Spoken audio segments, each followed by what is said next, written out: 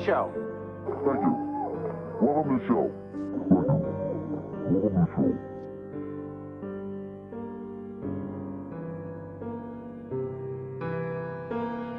I'm not forcing my views on anybody.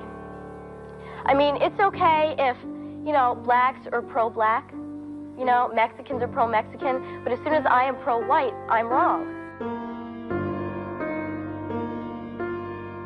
Saw a tape of a girl that says God is hate. You bring Now, your children up in Judaism, my children are Christian identity. And that's that. But what's happening with your children, and they're too young to understand, so there's no point getting an argument with that. 16. But, right, They but a very understand, young believe me, 16. they understand.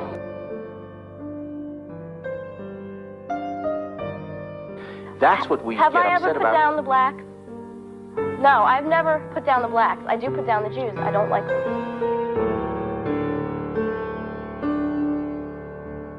Why do you hate Jews? What is the difference? What is the difference? What is the difference? Yes. They're a race of people, okay?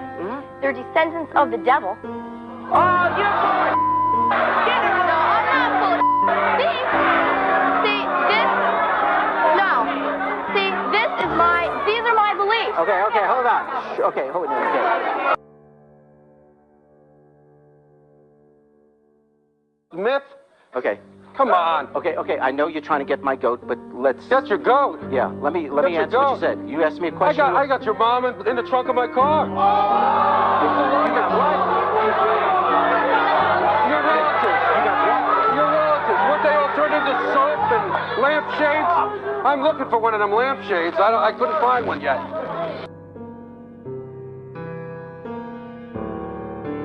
The reality of the show is not about whether we know that the 6 million people died. Trust me, No, they're we not, don't know they're that. not. They're not high I know school. about You 30 shut million. your face right now.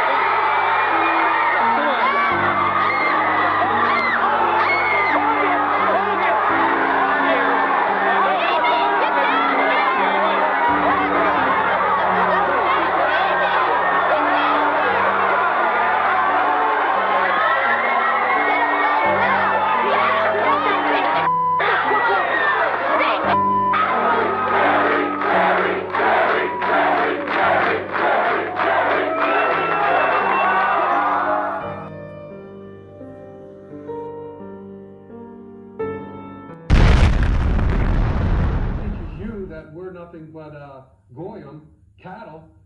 We teach that you're the devil race on earth. What the heck? You know, we just saw a tape of a girl that says God is hate. You bring Now, your children up to Judaism. My children are Christian identity. And that's that. And you teach, and God is hate. Is that what you're saying? No, That's God using tells your us you are to using hate your the children. evil and love the good. I hate the evil. Yeah. I hate you. Yeah, it's okay. It's okay. He's upset because I didn't invite him to my bar mitzvah. Okay. So yeah. The point is, Just invite me to your hanging and I'll be happy. Yeah.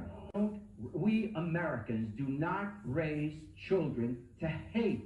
And that's what you do. That's Well, that's because you're an physical American. abuse. You see, you got Americans, you got Puerto Ricans, you got Mexicans. I'm an Israelite, and I teach my children the ways of the Bible, the Holy Bible. That's it. That Holocaust myth that you're teaching all these children, innocent children in the cesspools you call universities, indoctrination centers. The Holocaust myth. Okay. Come on. Okay. I know you're trying to get my goat, but let's. That's your goat. Yeah. Let me answer what you said. You asked me a question. I got your mom in the trunk of my car. You got what? Your relatives. Your relatives. What they all turned into soap and lampshades? I'm looking for one of them lampshades. I couldn't find one yet. You know. When will you wake up and see that there's a Holocaust myth? Okay. $3 billion a year to a state of Israel, All right. which is a cesspool of Okay. workers. I don't want. Okay. Hey, But I like to beat the you crap said out of you. 6 million. Okay. I said 6 million more. Okay. But listen. 6 million more. Yeah. What's wrong with these people? That there's so much. I mean, when you were born, you weren't filled with hate.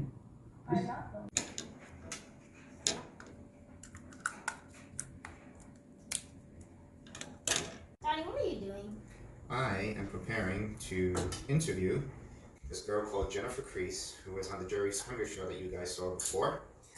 And when she was 16, she was on the Jerry Springer show as part of this episode called A Racist Family.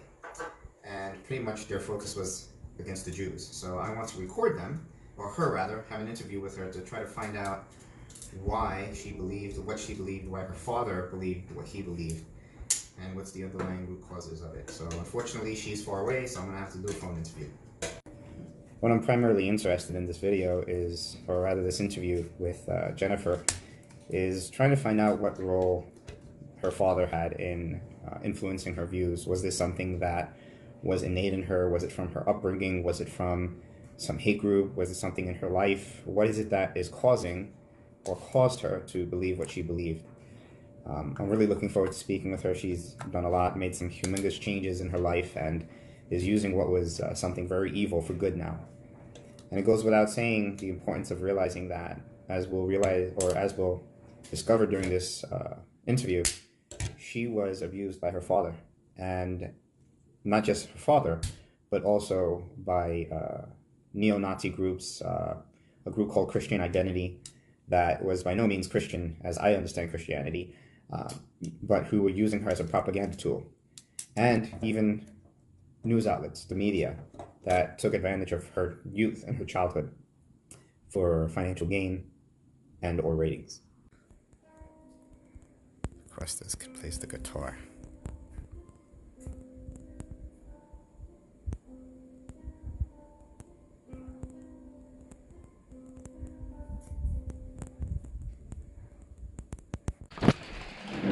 Jennifer was understandably unwilling to meet with me in person, considering that she had had bad experiences with the media in the past.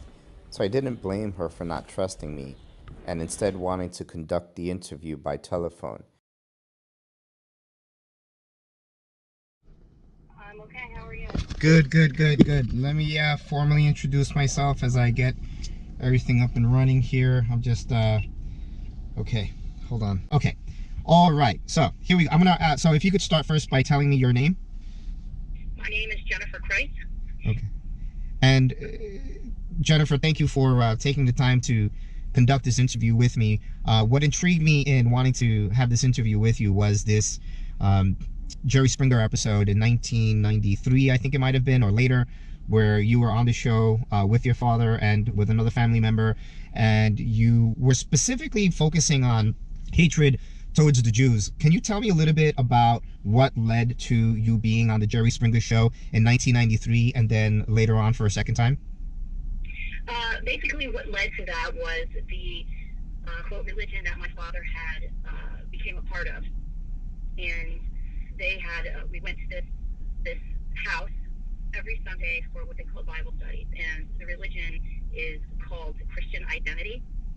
And at one point, they always had media attention just because of their religious beliefs and you know, all of the Nazi things that it was linked to. So because of the media attention, my father had basically realized that he could make money by doing this. He didn't work. So that is when he decided to, you know, use us for a small income. I guess to him it wasn't small because, believe it or not, a lot of people don't believe it, but the truth is that Jerry Springer did pay, and he paid decent as far as what my father believed, about $1,000 each time with all expenses paid. And, you know, so that's where that came from.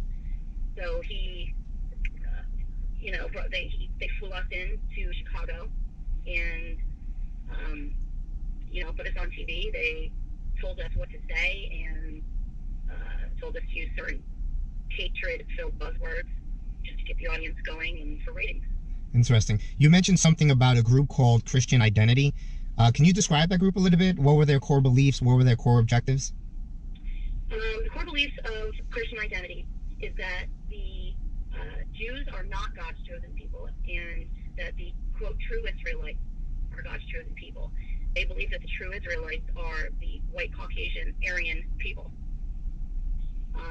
So in the Bible, where it states basically anything that where God where Jesus is speaking to the true Israelites, where most people believe, most mainstream Christians, as well as the Jews, believe that God and Jesus was talking to the Jewish people. The Christian identity belief is that he was actually speaking to the white Aryans people. Was there any root for that? Like, what did they base that on? Just their interpretation in the Bible. Okay, so there was no like historical fact or no, it was just some interpretation that was Correct. interjected. Just all interpretation. Yeah. Who was the founder of Christian identity and the main leader? And wasn't your father at one point in time, I believe, also a leader of Christian identity? Yes, I believe it started with Pastor Butler out of Aryan Nations out in Coeur d'Alene, Idaho. I believe I don't know if he actually developed that sect of religion or not, but I do know that he was one of the main leaders in it. Mm-hmm. And then when he passed away, it was, I don't know exactly, there was a lot of fighting amongst everyone, and my father, August, had taken ownership of it, but then there were other people claiming ownership of it, of Aryan Nation itself, the organization. So it had kind of, when Pastor Butler died, it had kind of split and went like maybe two different ways, and there were two different Aryan Nation organizations. Mm-hmm. Something interesting that you said earlier was that for your father, he viewed this as a form of income. Would you say that for many of these organizations and or individuals that might be one of the primary driving forces for this, or is there something else, such as a genuine hatred, or maybe something in their upbringing, some type of, or a negative experience perhaps with Jewish people? Is there any consistent trend that you've seen in folks that maybe might explain their root cause for these beliefs? In my father's case, it wasn't passed down. I know that I was only a year old when my father's father passed away, but he was not racist at all, and his mother was not racist at all.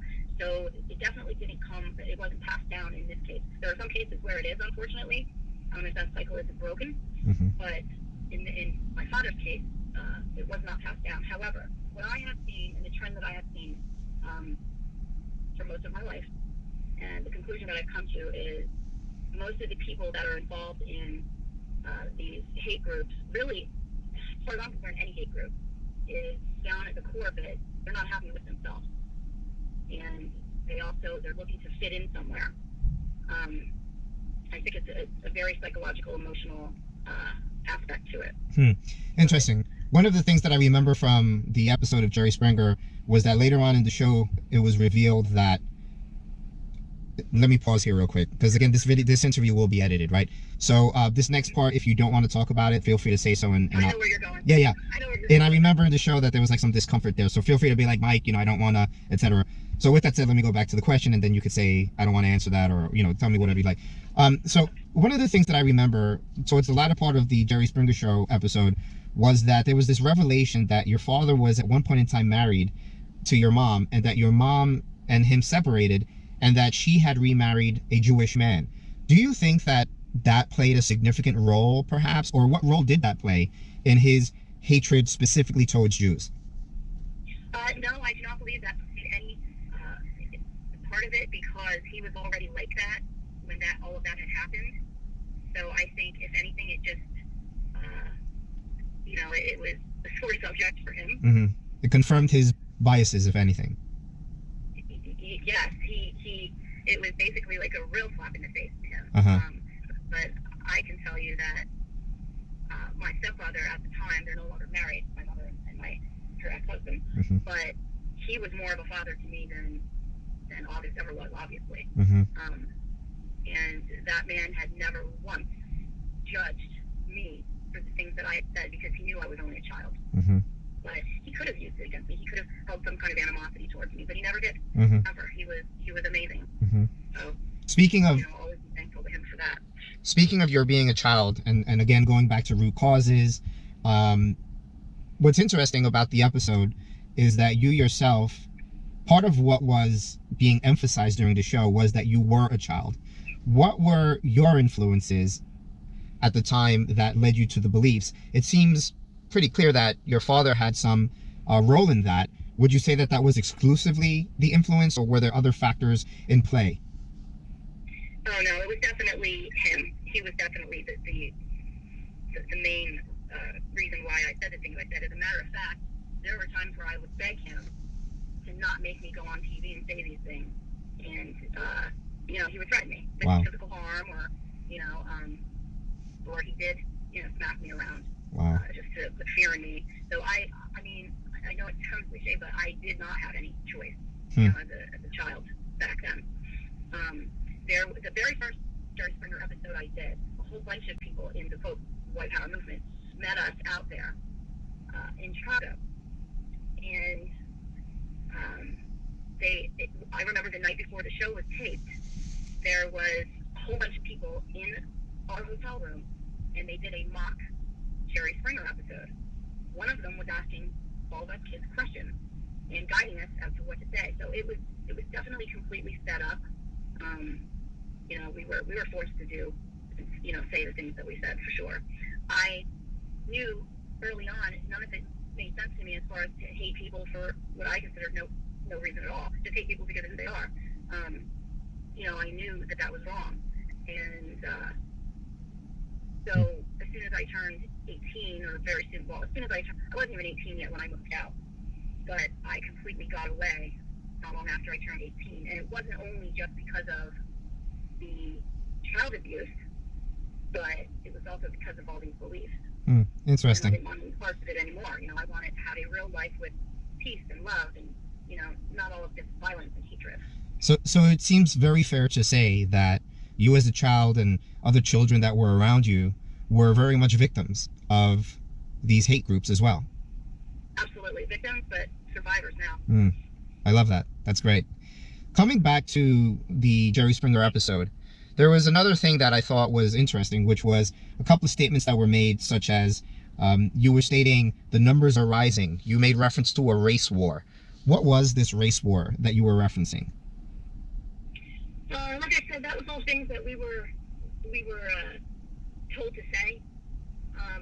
But what they meant, the leaders and the members of the adults in this group, when they would say that, they basically just meant all of the fighting between the races, and all the fighting in the streets and things like that. And they would always, I kind of laugh now a little bit about it, because they still say that things like that. The numbers are rising, meaning the members of these white hate groups.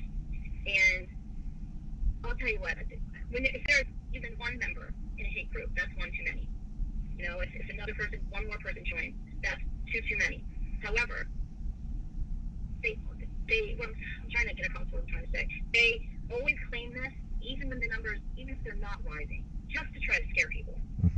But I've seen, back then, and then just over the years, what I've read and articles I've read and things like that, and it's definitely the media. The media definitely plays a big part in it. They get people scared and worked up. Oh, there's this big protest. There was this big gathering of this white hate group, and there was maybe 5 people. Like I said, that's 5 too many, but it's still not, crazy. I think what these hate groups really look for are attention. All they want is attention. They want to just scare people, because what it comes down to, they truly hate themselves. They have no idea what it's like to walk around peaceful and just have love in their heart. Unless they get out, they never will. And if they keep raising their kids in this, It seems like a pattern that continues and continues, perhaps even from generation to generation. Speaking of that, another topic that was addressed during the episode was the concept of, let me try to repeat it, holohost. I don't know if holohoax. Holohoax, thank you. Whereas the concept was that the Holocaust was an actual myth and that it never occurred. Can you maybe talk a little bit about that? What was the general belief about that? And again, it sounds like there was no root cause behind it other than subjective interpretation, but what light can you shed on that?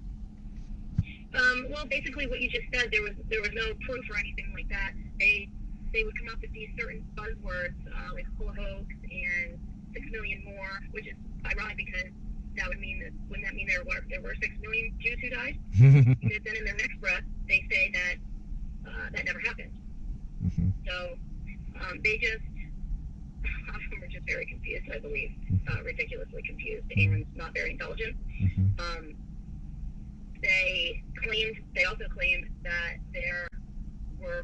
Jews after the war than before the war. Like I said, I have no idea where they come up with their numbers. I didn't really pay too close attention to all the little details when I was a kid, because I was just a kid, and I haven't had anything to do with that in over 20 years. So. So to wrap up the interview, what now? What does life look like for you, particularly when it revolves around this topic? What are you doing? I believe you're married now with children, if I recall correctly. What are you doing differently for your family? But also tell me a little bit about this, what seems to be like an online blog or organization that you have. Tell me a little bit about that and what you would want people to hear about your message now. Well, yep, I'm married with 4 children that I'm proud to say do not even, especially my younger 2, they do not even know what any of this is. They've never heard of it. They have no idea. They don't know anything about what I went through. They're too young. I don't want them to have to hear that or deal with that or worry about that at this point. But I'm raising my children to not see color and, completely opposite of how I was raised. And when they say things that you're able to just, you can tell that color means absolutely nothing to them. There are times where it makes me cry because I'm just so glad that, I broke the cycle. And same goes for, one thing I will say about my siblings is the same exact thing goes for all the rest of them. So August didn't win at all. Not even one. So, as far as I was very quiet, kept completely to myself, didn't ever tell anyone who I was, who my father was, or anything like that for, over 20 years. And then I was told about something that was going on up in a county of Pennsylvania where I used to live, where I actually graduated high school, with a guy up there who started a chapter in I want to say the NSM, one of those hate groups, and he was burning swastikas and all this other stuff up there, and handing out pamphlets and things to try to lure teenagers in. And I think that's what finally did it, because I felt like, oh, heck no. I don't want any kids, sucked into this hate. So that is what actually, I said, enough's enough. I'm going to speak out and try to get the message out there. And I need to learn to not be so ashamed, because I've been extremely ashamed of my past. And then, I have to realize it's not my fault, and those that have anything negative to say and still blame me, and they're not, level-headed enough to realize that I was a teenager, I was a child, so that's their problem, it's not mine. So, in last August, 2018, is when I literally just made a Facebook page and hopped on Facebook Live. I told a couple people that I'm friends with still up in that part of Pennsylvania, and they spread the word. And that first video I did, it had probably almost 5,000 views, which to me is a lot. I didn't expect that at all. And my messages were completely blowing up from people, good messages. And I was very overwhelmed for a couple of days. I don't think I slept for a couple of days because I just didn't expect that. But the message that I want to get out there isn't just, it's twofold. It isn't just that hate is just toxic. It's also the message that I want to try to get out to other survivors of childhood abuse, whether that be sexual, physical, verbal or anything like that they're not alone. And they don't have to be ashamed, and they can speak up, and they don't have to, keep it inside to where it eats at them like it did to me for 20-something years. Awesome. So at this point, I haven't done much with it. It's not easy to, it's still not easy for me to talk about all the time. Like, I'll talk about it for a couple of days, and then I kind of need to give it a break, just for my own mental health, I guess, my own emotional health. But my main goal is to finish writing my book, because I decided when my father was finally arrested and sentenced that I felt safe enough for them to write a book that I wanted to write for a very long time. So I'm in the process of writing a book, And essentially, I would love to speak to speak across the country and to just tell my story. And even if I could just help one person, it would be all worth it. Well, just know that when that time comes, you know, Harvard Club in New York City, I'm certainly happy to partner with you and, you know, even help fund maybe, this is of course off record, right? Help fund like an event, because I'd love to help you with that. Because again, you know, I think it's wonderful what you're doing. I think it's great. I agree 1,000,000%, you know, the amount of courage that it takes for you to, because you, not only did you go through a significant amount of trauma in your childhood, but you were also exposed to the public as a tool, if you will, and with no regard for your mental well-being, no regard for your future.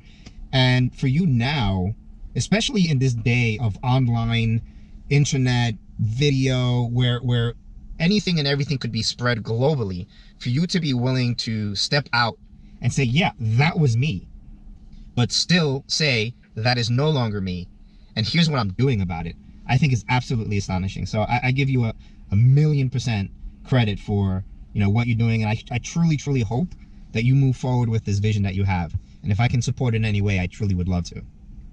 Thank you so much. Yeah. I really appreciate it. Yeah. It feels, go ahead. It's overwhelming, off the record. It's overwhelming because I don't know where to start, and I don't really, honestly, I don't really trust the media all that much because of what they did to me as a kid. I kind of hold some resentment because they used me for ratings. You know, like they didn't care. They didn't care about my future or anything like that. You know. Mm-hmm. So it's been hard. Can I use that last part, because that was actually pretty good? Yeah, go ahead. Cool, thanks. All right, let me turn off the cameras. So